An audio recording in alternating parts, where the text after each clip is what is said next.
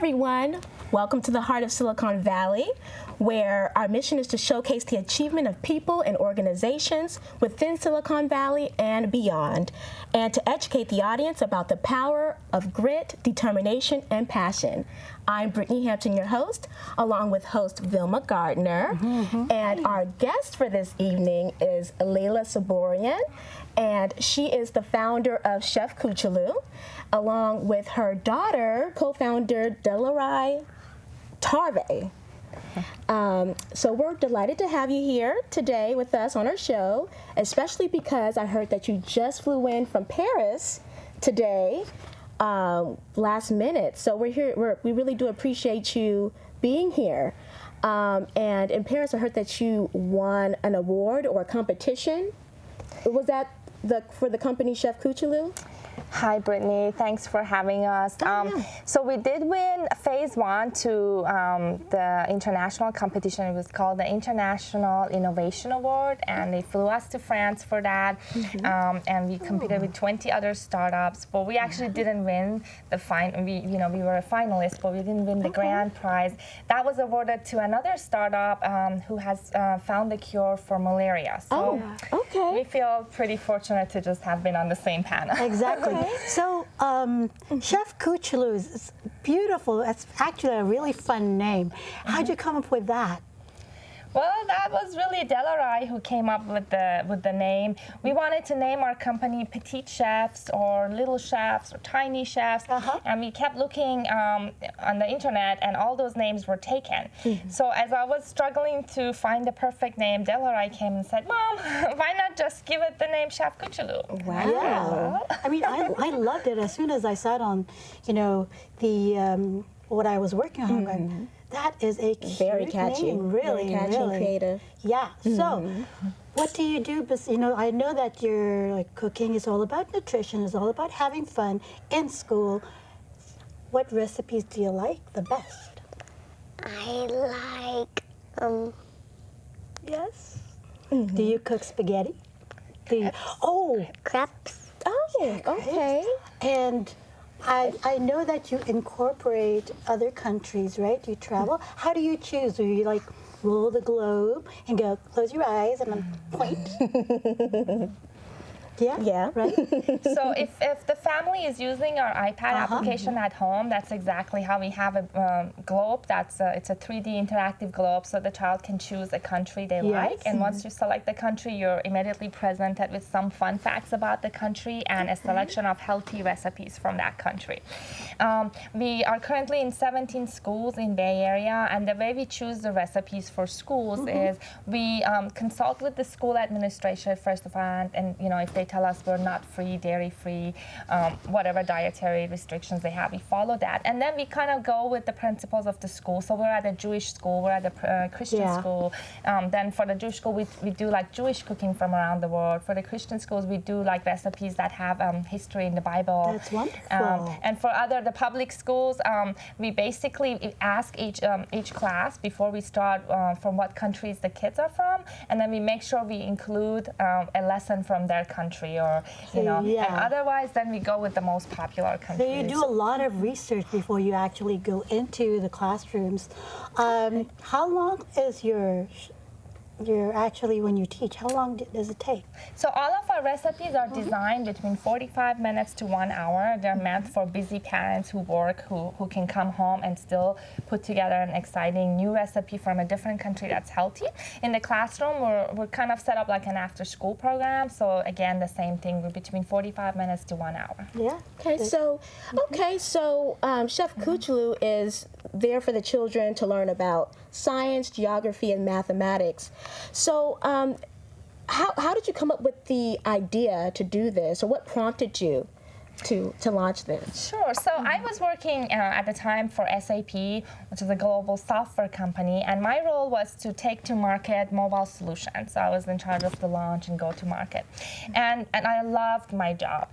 But every time I would come home, I just felt so, lost because I felt like we had very limited time together. So if I wanted to cook a healthy meal for the family, that meant no time for playing or going over her homework. So if I wanted to spend time with her, we had to order out, which was not that healthy. And then, or if I would cook, she would be in front of TV, which I didn't feel good about. So I kind of felt like, how can I bring everything together? So I just started asking her to come help me in the kitchen. And then to keep her entertained, I would say, okay, today, here's the globe. This recipe that I'm gonna cook, it's a recipe I learned when I was living in Russia. And then can you help me find Russia on the map? And then, what's the capital? So while I was cooking, I would kind of involve her. And then I would give her chores to do. And then I started noticing that she actually started eating everything. She was a very picky eater, but then after that, she became very adventurous. So every cook that she was cooking, every meal that she was cooking. She became a part of it, Yes. Yeah, you incorporate her. That's So a I'm great going to ask, we get to ask Delarai. Yes. What's your favorite country to visit?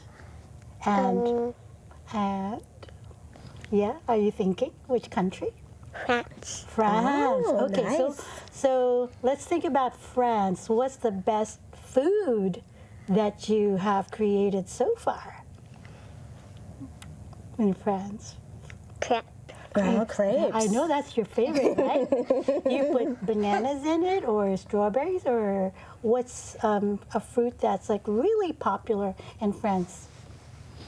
Berries too. Yes. Well, we also take a healthy angle to every recipe, so we try to avoid Nutella and banana, the typical crepes that kids are familiar with. So like today, what did we make crepes with? Cottage cheese. Cottage cheese. I love cheese. Stanbury. Like, And Sauce. fresh fruit. Honey. That sounds really healthy and tasty too. Yes. Look at her face like that. I love that. Okay, so you offer after-school programs, and who do you serve? Like, I know you do work also in the YMCA's and that type of thing. So the whole idea, you were asking me how did I come up with this. So, I started kind of putting together the content of how to cook together. And then one of my colleagues at work who was an engineer said, let me code this. And we can, what we do for work, we can kind of do this as a side project. And then this idea of the app began. And then while we almost finished our prototype, I was like, wait a minute, like neither of us is a chef or a teacher. So we better do some user testing and just make sure this content makes sense. So I just went to her school and I said, hey, this is a program, like, can we just come and test it in your school? And they were like, oh yes, Delarai talks about Chefkookooloo all the time. So yes, please do come. And we did a few sessions and then the school was like, oh, we love this. Can you keep coming back? And I was like, well, we're just, trying to get info to finish the app. And they're like, well, we'll pay you. Oh, so wow. that was excellent. Even better. That was our first school. That was about a year ago at what the school was called Castro. Now it's called Mistral Bilingual Immersion School. So they really gave us a lot of support and like kind of hand-holding as we put together our program. And then other parents who had kids in that school, they were like, oh, I have a kid in this other school. Do you think you could come to their school too? And that's kind of how we grew. So right now we're in 17 different schools and community centers. Like we're at the Milpitas Community Center, and we were at the JCC in Palo Alto. And basically we've just been going to where the word spread and people asked us to come. So does that happen like once a month? Or? It's once a week, so we go into school. So, just like the kids have art or music or Lego, they have now cooking with Chefkookooloo, so we go once a week. But we're still like focused on developing our technology because the technology is what's really global. So anyone in the world right now could download the app for free and do this experience at home. So is the app pretty easy to use? I think so. What do you think, Delarai? Yeah. Okay. Absolutely easy, right? And how old are you? 6. So if a 6-year-old can use it, we can definitely Already a use it. CEO. I love that. She's the co-founder. Okay. Now, can you tell us maybe what challenges, or maybe one challenge that you had to encounter that you overcame while launching Chefkookooloo? Well, a few things. When we started the idea, the kids, it was very cute actually. The kids would come to me and they were like, oh, you know, my mom forced me to take this class. I just want to make it clear to you, like, I'm not going to try vegetables, and I'm not going to try.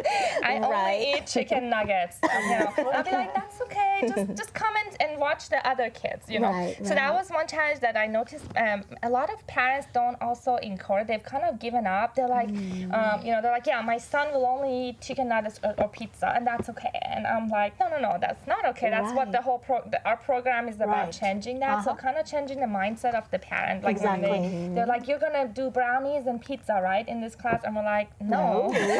we are actually gonna do like a citrus fennel salad from France. And then they're like, oh, but my kid won't eat that. And I'm like, well, you know, if you say that, then like they just kind of start believing it. You just gotta stop saying it. You know, please leave the classroom. Your son will eat this. And so that was one challenge. The other challenge, you know, like I said, our vision was to just focus on the technology, but I just couldn't say no to all the schools coming to us because they were like, there's such a need for this.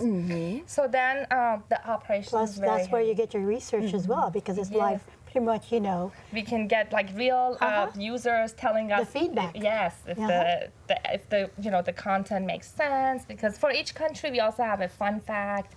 We also talk about a social issue that's affecting kids. What is your research with you? Because that takes a lot of time. It was kind of a crowdsourced effort. Right now we have about 70 countries. So for each country we like tap into those communities. We would go like to the Spanish moms of Silicon Valley, and we would post messages, and they would kind of contribute recipes and content, and we would run it with them. And we had a wonderful pool of interns and volunteers also helping out. Okay, so what's next for Chefkookooloo? What's next? A TV show. That would be nice. Well, we just got the news today that we got accepted to Startup Chile program. So we're really excited about going to Chile for 6 months and implementing the program there. They have one of the best education systems, I think, if not in Latin America and kind of worldwide. It's bilingual, and we're really excited to work with the schools there. So that's wonderful. So they're just going to fly you there, take care of you while you implement the system. And also make the Android version. Right now we have the app available for free on iPad, and the iPhone is coming out by Christmas. And then we hope to use Chilean resources to do the Android. And I'm also going to get the app. Yes. Because Is it free? Is it free? It's free. Okay, so I'll definitely be adding that to my apps. Yes. Okay, well, on that note, we'll wrap it up. I want to thank you and Delarai for being on our show today. And we want to thank you all for watching The Heart of Silicon Valley. I'm Brittany Hampton. This is Vilma Gardner. We'll catch you next time. Bye.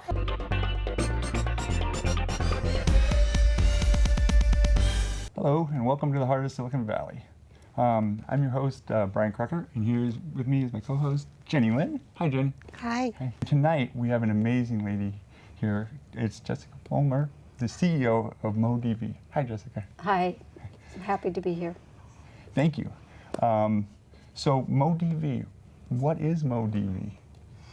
MoDeMo is a software company, and it allows, well, we've had 2 products, and those 2 products frankly, have set new bars for their respective areas. So, would you like to hear about them? Yes, yeah, okay. Definitely. Well, our first product was preloaded memory, and that was first distributed by Sony worldwide.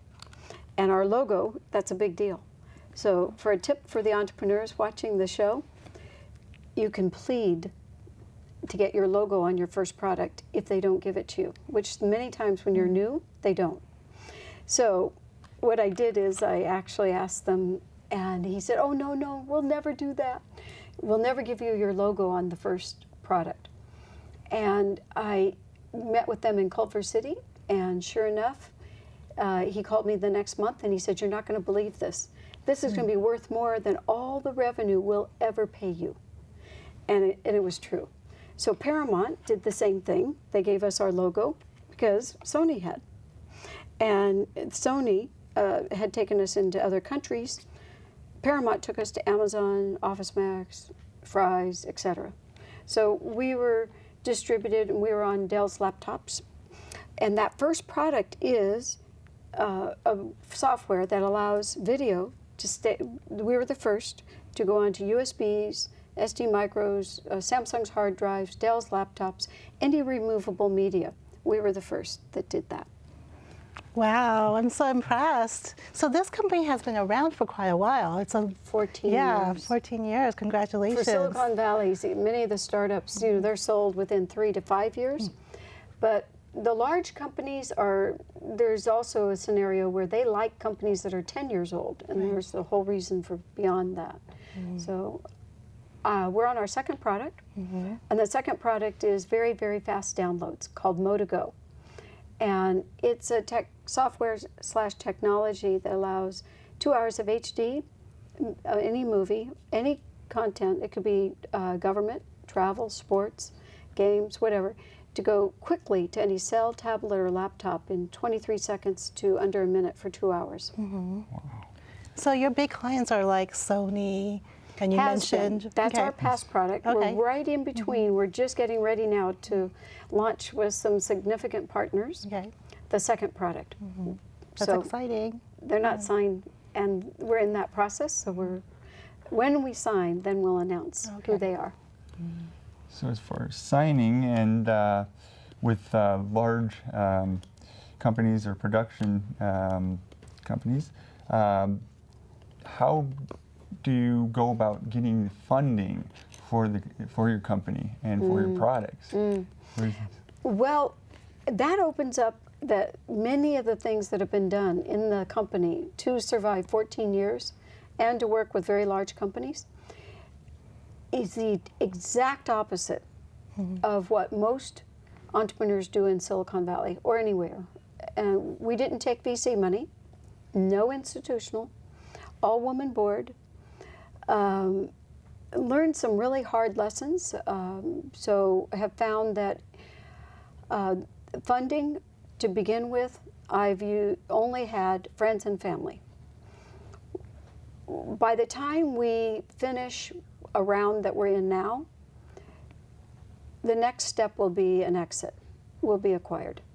So right now, we're finishing, it'll be the last money into what we're taking now. It's going to be the last money. So you're talking about exit.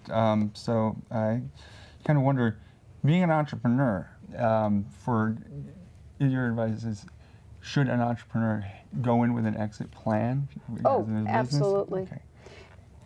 And a time limit and kind of have just from the start? Or that's a sore subject because I expected to be sold a long, long time ago. I was going to write a book and do a movie about this, and our entertainment lawyer already had the woman picked out to play my part. But there is quite a story about why we are not already sold. I'll leave it at this note. There really is corporate espionage. And they use a euphemism, it's called corporate intelligence.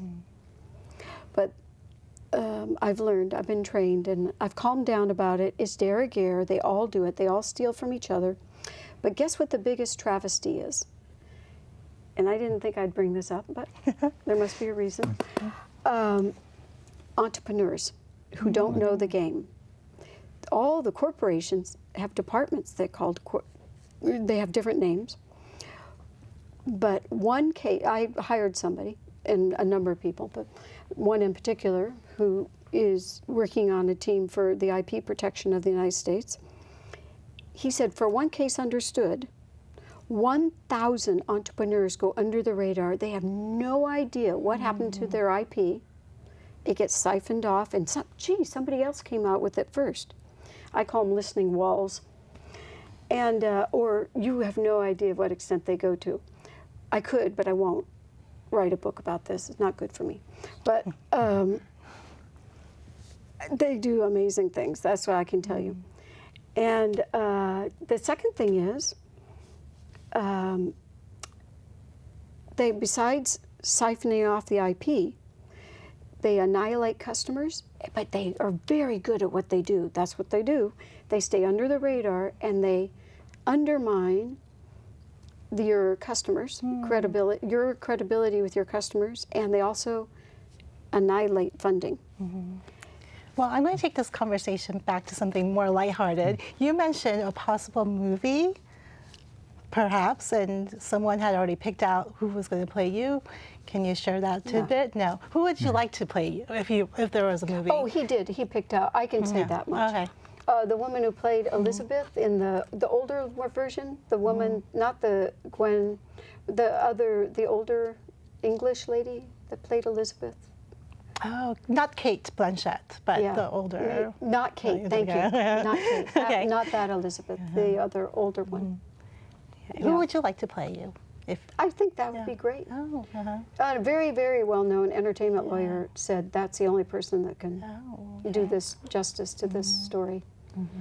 Well, yeah.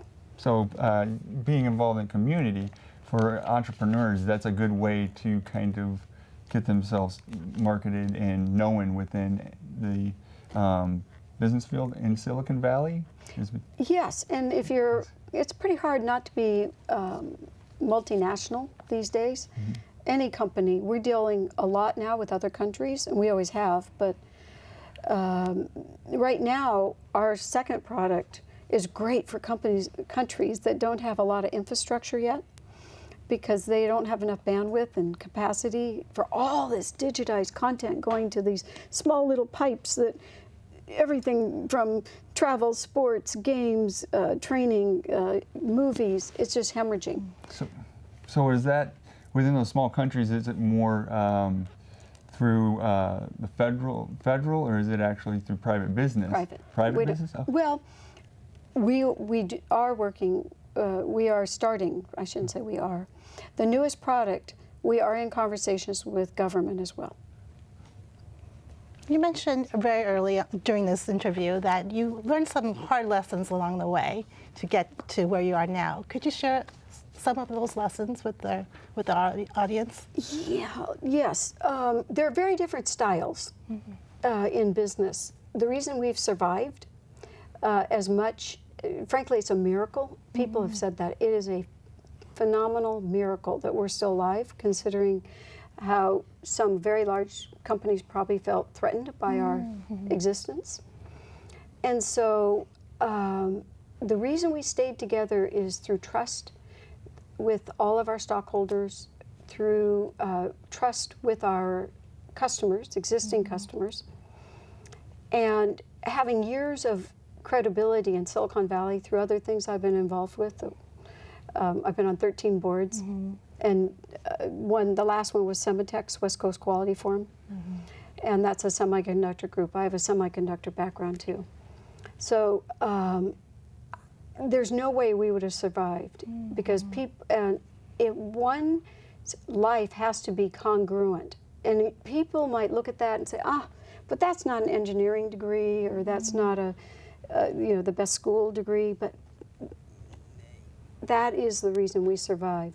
And I can't tell you how many partners now have said the reason they're working with us is they trust who I am and the values of the people. They love our team. And I'm very, very careful to pick people of like mind and like values. That pays off. I would never compromise that. So trust and communication are things that you value. What also